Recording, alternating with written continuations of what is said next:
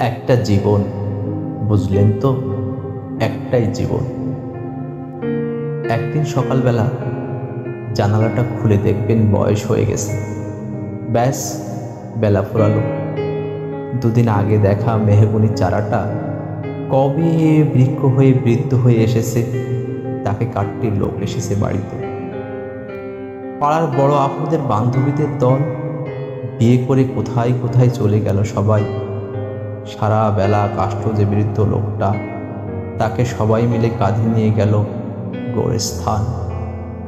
সত্য গোপসাটা লাজুক ছেলেটা ঘর ছাড়ল, পাড়া ছাড়ল, ইউনিভার্সিটিতে গিয়ে ফিরল না কোনো দিন। বাবার হাতের দিকে তাকিয়ে একদিন চমকে উঠলেন। এত বয়সের ছাপ, এত কুঞ্চিত চামড়ার দল, কবে জমলো এসব?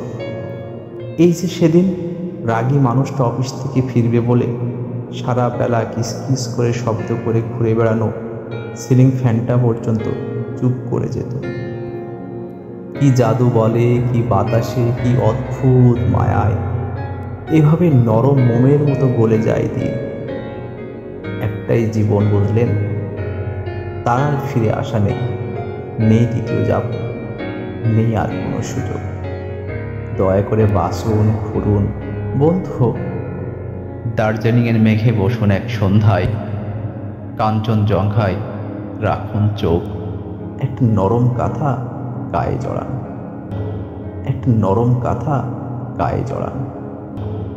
সমুদ্রের ঢেউ আর এক ফোঁটা আলোর মুখোমুখি হয়ে জানুন, এক অলৌকিক অভিজ্ঞতার মুখোমুখি হয়েছেন আপনি।